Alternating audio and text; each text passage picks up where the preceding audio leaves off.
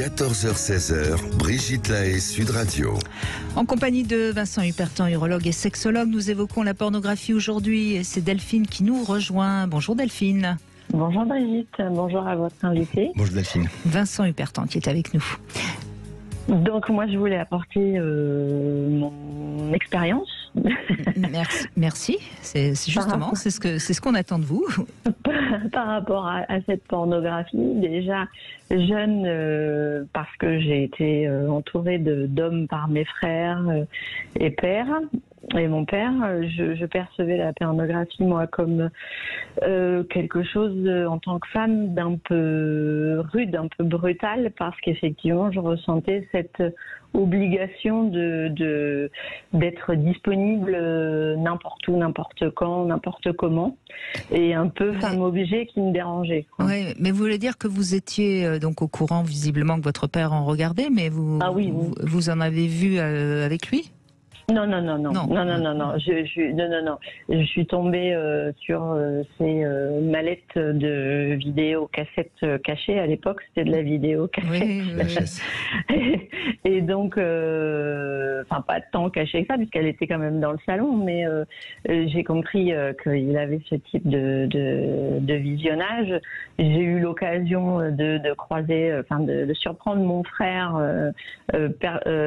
récupérer ce type de vidéo. Et puis après, j'étais d'une nature assez curieuse et je posais des questions aux garçons.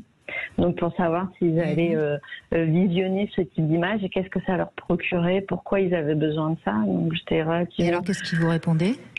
De ma génération, ils étaient un petit peu penauds et ils faisaient c'est pour rigoler. Ils assumaient pas forcément l'idée de ce besoin éventuel. En fait, d'accord. Et ça c'était en quelle année à peu près ? Il y a 20 ans, j'ai 45 ans. Au début des années 2000, c'était encore... Ça, 95, 80, aux alentours des 95.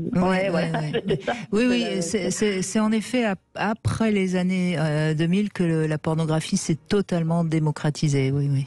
Et c'est devenu beaucoup plus disponible en fait. Bien sûr. Et là, moi, j'ai pour expérience personnelle la façon dont mon époux a consommé. Parce que je pense que on en est sur effectivement de la consommation, on est sur du consumérisme, la pornographie avec cette évolution du passage de le magazine érotique, pornographique, le film sur Canal+, les vidéos, et puis après l'accès à Internet et graduellement l'impact que ça a sur la sexualité, parce que il sort aujourd'hui d'une addiction à la pornographie et il explique et il détaille, dans le détail de l'intégration de ce mode de consommation, on voit bien comment ça l'a happé et en même temps comment ça l'a troublé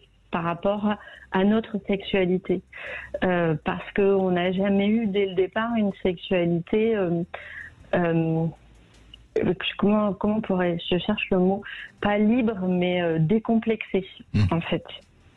Et justement par rapport à l'émission, j'en discutais avec lui ce midi et je lui demandais mais du coup quel trouble ça t'a provoqué pour que ça engendre cette difficulté que moi je percevais, que je prenais pour moi en fait, parce que j'avais pas vécu cette difficulté avec d'autres jeunes hommes. Les hommes que j'avais rencontrés avant, et donc je la prenais pour moi. Je pensais que c'est moi qui avait un dysfonctionnement et ce que j'ai aussi. Je suis pas non plus parfaite dans ma sexualité, mais j'avais une difficulté de relation et de communication avec lui à ce sujet-là. Et en fait, il m'expliquait clairement que entre ce qu'il ressentait et ce avec quoi il s'était nourri pour s'éduquer, il n'arrivait pas à positionner le curseur. Est-ce que j'ai le droit de faire ça ? Est-ce que j'ai pas le droit de faire ça ? Est-ce que entre ce que je vois qui m'excite par l'intermédiaire de la pornographie? Est-ce que je vis, je suis au bon niveau? Enfin, et ça lui a mis des bâtons dans les roues tout le temps. Est-ce que, si j'essaye de comprendre ce que vous dites et de le traduire pour que tout le monde comprenne, ça voudrait dire que comme il vous respectait, c'était compliqué pour lui tout par rapport aux filles qu'il avait vues et qui évidemment l'avaient excité. Complètement disponible par rapport au film qu'il voyait, où il constatait que les femmes, effectivement, lui aussi disait, étaient totalement disponibles et ouvertes à toute possibilité de position, de technique, de comportement, de je ne sais quel événement, en fait. Et lui, dans la notion de tendresse, de respect, de sensualité, il était troublé. Oui, parce qu'il y avait une trop grande différence entre ce qu'il avait vu et puis ce qu'il sentait bien qu'il pouvait faire ou pas faire. Et ce qui l'a sauvé certainement, c'est qu'il a quand même en amont une culture du respect de la femme que n'ont pas malheureusement tous les hommes. Donc ça veut dire que d'un côté, il consommait, il voyait une consommation très crue et qu'il ne savait pas comment, est-ce que dans la vraie vie, quels sont les filtres, qu'est-ce qu'il doit amener dans cette consommation, dans la vie, dans l'intimité, parce que dans l'intimité, on n'est pas que dans le sexe, on est aussi dans le sentiment amoureux, dans le lien affectif, donc c'est toute la richesse, c'est donc effectivement... Dans l'échange. On est dans la communication, et lui, en fait, est pas bien accompagné, entre guillemets, par des parents qui, eux, exprimaient leur sexualité de façon un petit peu sans filtre, et qui n'aurait même pas dû être exprimée de cette façon-là. Donc, c'était un peu perdu, et effectivement, le fait de poser un enjeu majeur sur notre relation, ça a bridé ou il a perdu le sens du réel dans sa sexualité, en fait, et il savait plus comment se positionner.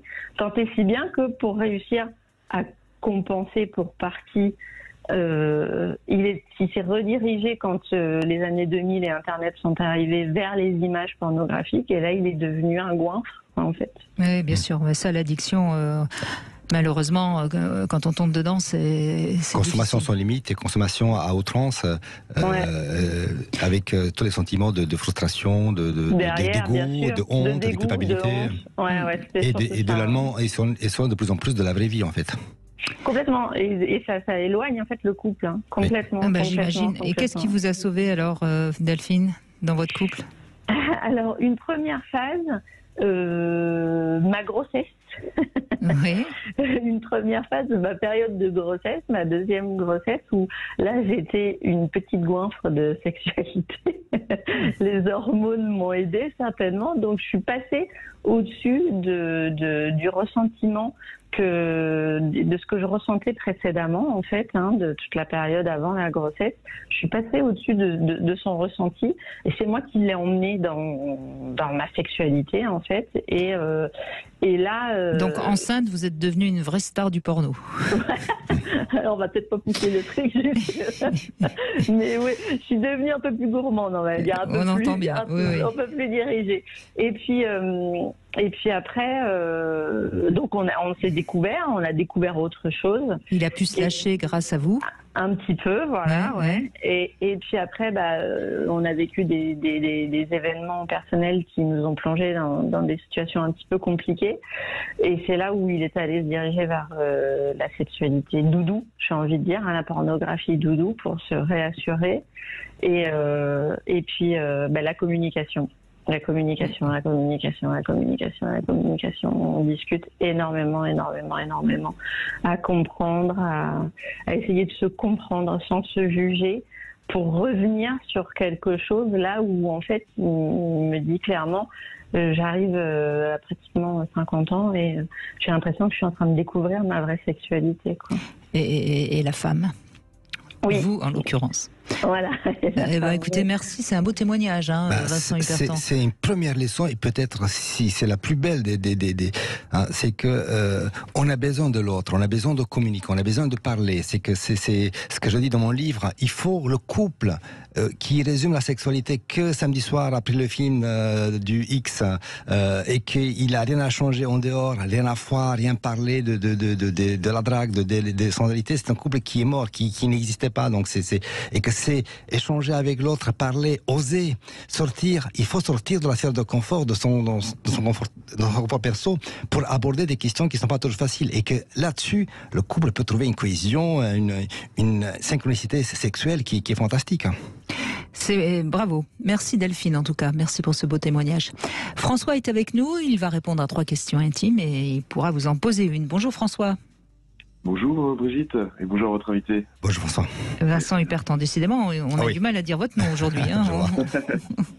Alors François, 3 questions évidemment. La première, est-ce que vous avez été accro à la pornographie ou pas ? Non, jamais accro, non. Pour moi, c'est quelque chose que j'apprécie de temps en temps, comme du bon vin, on va dire. Et c'est, je l'apprécie pour le côté plutôt fantasme et voir des situations un peu inattendues. Oui. D'accord. C'est comme pour alimenter un peu les fantasmes, et voilà, ça donne un petit peu de piquant, on va dire, de temps en temps. Bon, ça c'est la bonne consommation de la pornographie, évidemment. Et alors justement, quel serait le fantasme ou la pratique que la pornographie vous aurait révélé ? C'est tout ce que je pensais un peu à la domination, ce genre de choses. J'ai toujours trouvé ça sympa. D'accord, les rapports un peu BDSM. Un petit peu, oui, sans que ce soit forcément extrême, mais c'est ce lien qu'il y a entre 2 personnes qui peut... où il y a ce côté un peu dominant-dominé et avec du jeu évidemment, mais oui, je pense que ça m'a révélé ce genre d'attirance, on va dire. D'accord. Et alors encore une question, puis après ce sera à vous. Est-ce que vous êtes 100% hétéro ou un peu bi 100% hétéro. D'accord. Il n'y a pas de souci là-dessus. Vous n'avez jamais eu envie d'essayer autre chose que les femmes? Non. J'ai déjà pensé j'ai déjà pensé, mais sans avoir vraiment assez de désir pour franchir le pas, en fait. En tout cas, vous semblez être très à l'aise dans votre sexualité, François. Oui, c'est vrai qu'avec le temps, les années, les lectures, votre émission, évidemment, c'est vrai qu'avec le temps, j'ai appris à me connaître, à m'accepter, et du coup, je suis de plus en plus à l'aise avec ma sexualité. On prend les choses avec plus de légèreté qu'à une époque où effectivement, je prenais vraiment la chose un peu plus au sérieux, et du coup, avec le temps et la légèreté, je trouve que je suis beaucoup plus serein sur ce sujet. Ça s'entend. Eh bien, vous pouvez poser une question, Vincent Hupertan, on vous écoute. Oui, alors la question que je voulais vous poser, c'est est-ce que justement vous avez souvent eu des retours sur des personnes comme moi qui s'intéressent à la pornographie pour le côté fantasme, etc., et qui juste le consomment de manière un peu récréative, entre guillemets? En réalité, c'est une majorité d'hommes. Peut-être c'est aussi ma pratique un peu sur la sexualité que certains appellent banale, ordinaire. Donc, oui, je vois des gens qui sont contre des vidéos qu'ils regardent, qui s'inspirent juste pour pimenter, pour trouver des idées. Et puis, comme une belle histoire, vous savez, on parlait de cinéma, il y a plusieurs univers. Il y a l'univers science fiction, l'univers de guerre, et puis il peut y avoir l'univers érotique dans lequel on regarde pour le plaisir de regarder, pas nécessairement pour amener ça dans la vraie vie. D'accord. Ok, je vois. Oui, ça me parle tout à fait. Voilà. Merci François de cet échange en tout cas. Merci beaucoup. Allez, on fait une petite pause et on va continuer évidemment à vous écouter. Venez nous raconter ce que la pornographie vous a apporté en positif ou en négatif, que vous soyez ou que votre partenaire aurait reçu de la pornographie.